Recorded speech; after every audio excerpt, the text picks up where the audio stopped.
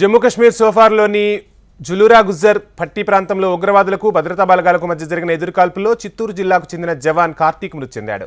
శ్రీనగర్ పూంచ్ సెక్టార్లో జరిగిన ఆపరేషన్లో కార్తీక్ పాల్గొన్నాడు.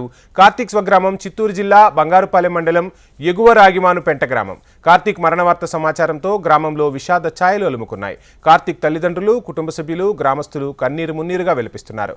మొదట తన కుమారుడికి బుల్లెట్ గాయమైందని సమాచారం ఇచ్చారని కార్తీక్ తండ్రి వరదరాజులు తెలిపారు. ఘటన జరిగే ముందు వీడియో కాల్ చేసి మాట్లాడారని కార్తీక్ స్నేహితులు చెప్పారు. సెలవుల్లో వస్తానని సరదాగా గడుపుదామంటూ మాట్లాడారని చెబుతున్నారు. ఇంతలోనే కార్తీక్ తిరిగి రాని లోకాలకు చేరాడన్న సమాచారం వచ్చిందని చెబుతూ కన్నీటి పర్యంతమవుతున్నారు. ఇవాళ సాయంత్రం లేదా బుధవారం ఉదయం స్వగ్రామానికి కార్తీక్ మృతదేహం చేరుకోనుంది. ప్రభుత్వ అధికారిక లాంఛనాలతో కార్తీక్ అంత్యక్రియలు నిర్వహించనున్నారు.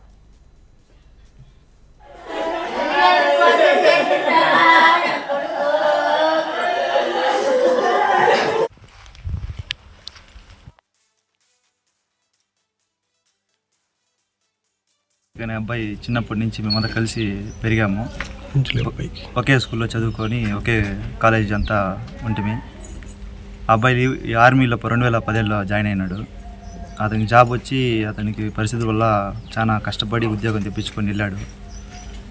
తర్వాత లీవుల్లోకి వచ్చినప్పుడు మాకు కాల్ చేసి ఇలా ఊరికి వస్తున్నాను అని ముందుగానే ఇంటిమేషన్ ఇస్తా ఉన్నాడు.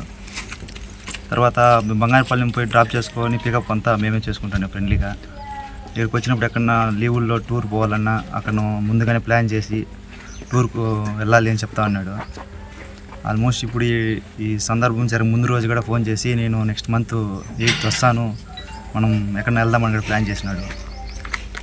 ఈ డెత్ జరిగిన ముందు రోజు 4 o'clockకి మాతో వీడియో కాల్ కూడా మాట్లాడినాడు.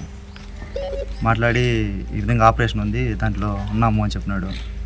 అప్పుడు కూడా చెప్పాము మేము ఫ్రెండ్లీగా, వద్దు ఇప్పుడు ఫోన్ మాట్లాడొద్దు, తర్వాత కాలంటే మాట్లాడదాము ఈవినింగ్ అంటే, వద్దు పర్లేదు నాకైతే బాగానే ఉందని మాట్లాడినాడు.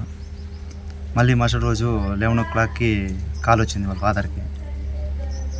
తర్వాత అప్పుడు గాయాలతో ఉన్నాడని మాత్రమే చెప్పారు.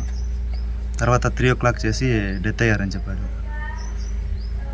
అతను ఊరికి వచ్చినప్పుడల్లా దీని గురించి, ఆర్మీ గురించి చాలా ఎక్కువ పొగడతా బాగున్నాడు.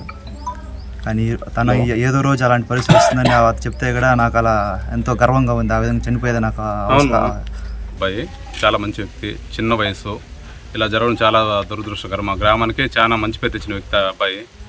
కానీ బార్డర్లో ఇలా జరగడం అనేది చాలా దురదృష్టకరం. కుటుంబానికి మంచి మనోధైర్యాన్ని ఇచ్చి కోలుకోవాలని మా గ్రామం తరపున, ప్రభుత్వం తరపున మేము రిక్వెస్ట్ చెప్తున్నాము. దాంతోపాటు అలాగే కుటుంబానికి ఆర్థిక పరంగా ఎటువంటి ఇబ్బందులు లేకుండా అన్నీ సెటిల్ చేసుకోవాలంటే ఆ ఫ్యామిలీకి మరొక సపోర్ట్ కావాలి. కాబట్టి దానికి గవర్నమెంట్ నుంచి కావచ్చు, ప్రభుత్వ పరంగా ఏదైనా ఒక ప్రభుత్వ ఉద్యోగం ఆ పెద్ద అబ్బాయికి ఇప్పించి